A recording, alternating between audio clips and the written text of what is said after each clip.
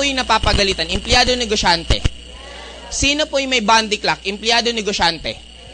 Sino may magagandang sasakyan? Empleyado, negosyante. Magagandang bahay, empleyado, negosyante.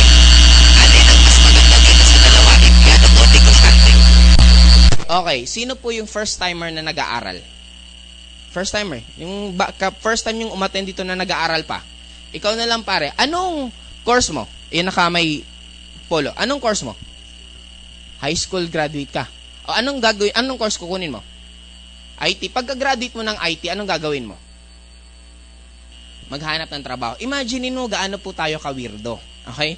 Sino yung pumapasok araw-araw? Empleyado. Sino yung napapagalitan? Empleyado. Sinong may bandy clock? Empleyado. Sinong may magagandang sasakyan? Negosyante. Sinong may magagandang bahay? Negosyante. Alin ang mas maganda dito sa dalawa? Negosyante. Bro, ano ulit gagawin mo pagka-graduate mo?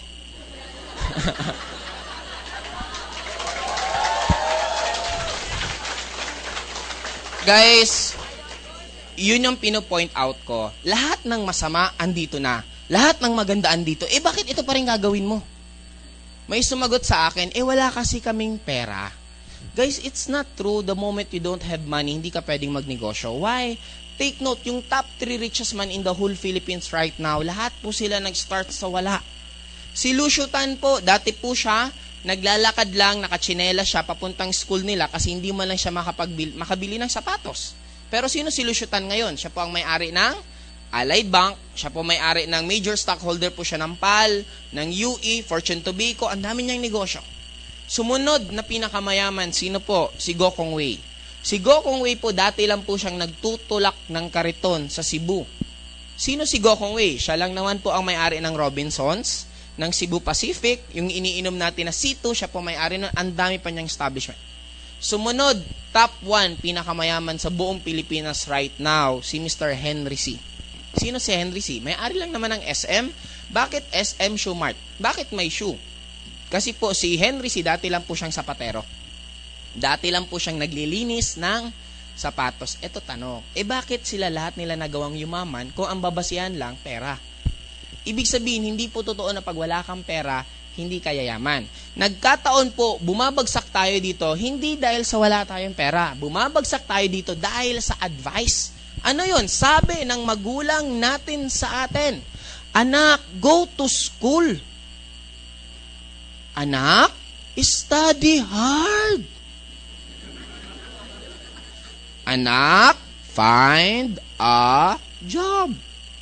Itatagalog ko para ramdam natin lahat. Sabi ng magulang natin sa atin, anak, pumasok ka sa school. Mag-aral ka ng mabuti. Kasi pag nakapag-aral ka ng mabuti, pagka-graduate mo, makakahanap ka ng magandang trabaho at matutupad mo pangarap mo. Hallelujah! Tanong, yun po ba ang advice ng magulang natin sa atin? Yes. Sa mga magulang pong nandito, yun din po ba ang advice ng magulang nyo sa inyo?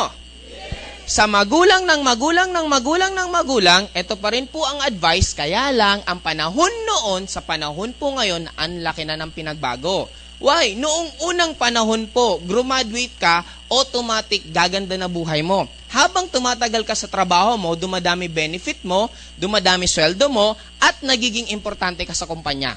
Sa panahon po ngayon, habang tumatagal ka sa trabaho mo, pinaplano ng boss mo kung paano ka sipain para palitan ka ng bago. Bakit? Nararamdaman po ba nyo yung mga iba dyan na pinaparesign na kayo ng boss nyo? Ino-offeran na kayo ng early retirement? Bakit? Kasi nga, meron ng contractual ngayon. Bakit ka kukuha ng regular kung pwedeng contractual na ang contractual walang right? Walang, dagdag ko ng isa, walang rights. Okay? Wala siyang rights, wala siyang benefit, halos wala. Ito pa pinaka-worst. Ilang buwan ang contractual? 6 months. Naging 5 months. Ngayon, ilang months na lang? 3 months. Just imagine this, every 3 months, wala kang work. Paano ka mabubuhay? Kung ang sisweldo sa'yo laging minimum. Ang point ko guys, this is effective before. But hindi po ngayon. Kung ang cellphone nga, hindi nyo na ginagamit yung sumikat ng mga 1990s na cellphone, kung ngayon nga, nag-Facebook ka na, ayaw mo na mag-Friendster, kung ngayon nga, naka-DVD ka na, ayaw mo na mag-Betamax, bakit? Eto, gagamitin nyo pa. Nung unang panahon pa to ginawa. Way back 1950s pa tong advice na to, na hanggang ngayon, ito pa rin yung sinusunod natin, na ibang-iba na ang buhay ngayon. Ngayon, for me, employment, business, alam naman po natin ang negosyo maganda din. Mayroon tayong third choice para kumita ka ng pera. This is networking. Maraming taong skeptic at negative sa networking, hindi dahil sa pangit ang networking. Nagkataon lang po kasi walang nagsabi sa atin, anak, mag-aral ka ng mabuti. Pagka-graduate mo, mag-networking ka. Di ba wala naman ganon? May nagsabi bang teacher na, uy, alam mo, nakikita ko paglaki mo, magiging magaling kang networker. Di ba? Normally kasi masyado pa tong bago, pero it doesn't mean dahil sa sobrang bago pangit to. Take note guys before, di ba halos ayaw naman natin bumili ng cellphone? Bakit? Anong kasabihan ng 1990s? Anong cellphone? Wala, luho lang yan. Pero imaginein mo ngayon, wag ka mag-cellphone. Di ba? Parang ikaw ning kakaiba kasi nag-i-improve ngayon. Kumakatok ka pa ba sa bahay ng kaibigan mo? Di ba normally hindi na? Pag nandun ka sa bahay, sa harapan, iti-text mo, uy, nandito na ako, buksan mo na yung gate. Di ba, miss kumatok na lang, magti-text mo or magmi-miss call. Ang tawag doon, evolution. Nagbabago na po tayo lahat. Okay? Ngayon, for me, this is just a vehicle going to your dreams. Just imagine this, pwede po itong lugar. Sabihin natin, pwede yan, Cebu, gusto makarating ng Cebu, pwede kang lumangoy, pwede kang magbarko, pwede kang lumipad. Okay, for me, this is walking, this is driving, and this is flying. Ngayon, the choice is yours. Pwede kang yumaman kung kailan matanda ka na. Pwede ka rin yumaman kung kailan bata ka pa. Ako, pinili ko pong yumaman ng bata pa. Bakit? Mas masarap. Sorry po, hindi ako naniniwala sa life begins at 40. Bakit? Kung kailan 40 anyos ka na, sa pupunta ng Boracay at magtutupis ka? Di ba? Parang hahabulin ka na ng plancha. Uy, gusot-gusot ka na! Di ba? Mas masarap mamasyal. Mas masarap pong mamasyal na bata pa at mayaman ka kesa kung kailan matanda ka na. Di ba? Kasi nung nag-Asian cruise po kami, marami po akong taong nakita doon, hindi ko ma-appreciate yung pag-i-enjoy nila. Meron isa doon naka-wheelchair. Sabi ko, ang swerte naman ng nurse. Di ba yung private nurse niya, yun ang nagtutulak ng, yun ang nakapasyal na talagang na-enjoy niya. Naka-wheelchair pa. Meron naman isa, meron ano dito. Ang tawag niyan? Hindi waiter, yung... brace. Meron pang isa. Hindi ko naman po sa inaano, matanda na siya. Ang bagal niya maglakad. Ganyan maglakad. Sabi ko, power. Paano niya maiikot siguro? Siguro lunch, di ba? Papunta pa lang siya, pagbalik niya, dinner na. Di ba? Okay. Ngayon, pag-uusapan na po natin yung business. Paano kayo pwedeng kumita ng katulad ng kinikita ko? At marirealize nyo po na hindi naman po pala ganun kahirap. Sabi ko nga guys, kung meron ng backhoe, bakit ka pa magpapala? Kung meron ng gripo, bakit ka pa magpoposo? Kung meron ng MRT, bakit ka pa maglalakad? In short, may mga vehicle na nakakatulong sa'yo para bumilis yung ginagawa mo. Bakit dun ka pa sa mabagal? Di ba? Parang ganun na siya kasimple. Ang pagyaman po, ang pera, it is just an skill. For me, ang pera, ang tingin ko dyan, parang skill lang na-develop. Paano ka naging magaling magluto? Sinubukan mo. Paano ka naging magaling sa ganito? Ganun lang po din ang pera. Huwag po natin masyadong isipin na ang pera ang hirap yumaman. Na-feed po yan sa atin ng mga tao na hindi rin mayayaman. Di ba? Kaya yun din ang naging thinking mo. Kaya nangyari, yung result nila, yun din nagiging result mo. Sabi nga, the shortest way para ka yumaman, makinig ka, sumunod ka sa mayayaman. Kung gusto mo maging miserable ang buhay mo, makinig ka, sumunod ka, sa miserable ang buhay. Ganun siya kasimple. Okay? Ngayon dito na, sino pong pa-resolve? Yun. Sir, lubos-lubusin ko na. Salamat po. Okay, ang business po namin, lahat ng negosyo may kapital. Tama? Okay, eto ang pinakamurang kapital lang. Bakit? 7,980. Okay, isa lang reaction ng mga first-timer. Ang mahal naman. Tama po ba? 3 years ago, anong problema mo? Last year, anong problema mo? This year, anong problema mo? O kaya, huwag ka nang nagugulat. Matagal mo ng problema yan. Nagugulat, ang mahal naman. Kailan ka ba nagkaroon yan? Di ba? Huwag mo nang problemahin yan. Okay. Ang ano lang po natin, ang trabaho ko lang po, napakasimple. Hindi ko po problema or hindi ko po trabaho kung meron kayong pera or wala. Ang point ko lang sa akin po, i-explain ko lang ano yung kapalit ng 7,980. Okay? Ang kapalit niya po, number 1, bibigyan po namin kayong $5 ng C247. Maganda po ba yung C247?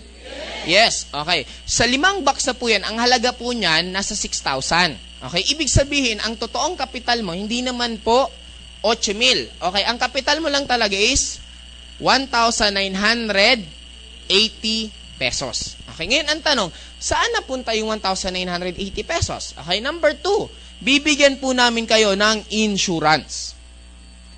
Napaganda po nito, automatic, you will have 200,000 personal accident insurance, good for 1 year. Kaya guys, kung meron kang mahal sa buhay na mga batugan, pal, alam mo yung pal, di ba, palamunin, okay, i-join nyo po agad. Pagpunta nyo dito, i-member nyo, pag na-encode nyo sa internet, pagbaba nyo sa EDSA, tulak nyo. Pag nabangga po yan, automatic may 200,000 ka. Okay. Kaya kung meron kang 5, good news, milyonaryo ka na. Okay. Okay. Ngayon, after 200,000, oy, biro lang po to, baka seryosohin nyo. May nakita sa ako, nagbibilang na eh. Ang dami! Okay, meron pa po kayong 10,000 medical reimbursement per accident. Paano naman to? Pagbaba mo dyan, sabihin natin, after ng seminar, naghagdan ka, nadulas ka, di ba, from 7th floor, gumulong-gulong ka hanggang 1st floor. Okay, nag-shortcut ka, hindi ka na naglakad. Tapos, tinakbo ka namin sa hospital, ang gastos mo, 5,000. Anong gagawin ng company? Simple lang po, kunin mo yung resibo, pero bayaran mo muna. After mo ko yung resibo, punta ka dito, pag napatunayan na ikaw talaga po yung na-aksidente, automatic, ibibigay sa'yo yung 5,000 ulit.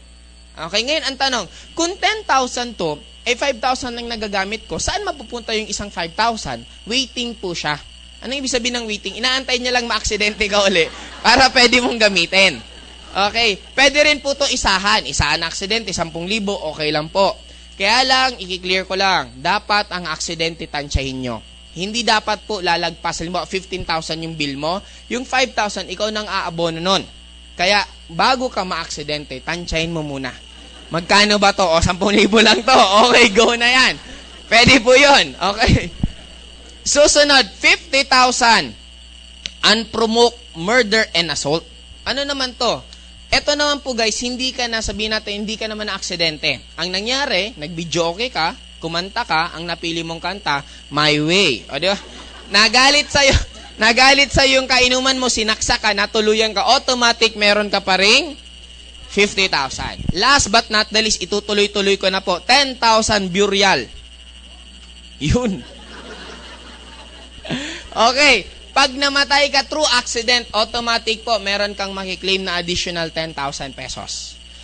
Ito po, totoong-totoo to kasi may downline na po ako, naka-experience po nito. I think 2 na po silang nakaklaim talaga ng 210 yung pamilya nila. Hindi na po sila, okay? Kung hindi ka po naniniwala sa akin, okay? Kung hindi ka you're free po na subukan. Okay?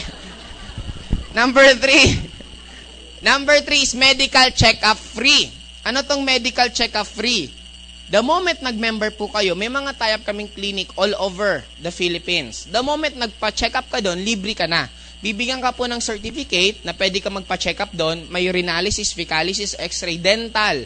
Magdidepende na lang po sa clinic na tie-up namin. Automatic, wala ka na pong babayaran kahit isa, kahit piso. Pero once mo lang po siya pwedeng gamitin. Anong kagandahan nito? Para pag nalaman mo na meron kang sakit na nag-uumpisa pa lang, at least pwede mong i-take na yung C24, siya na mismo yung mag-aayos. Kaysa antayin mo pang lumala sa kagagastos.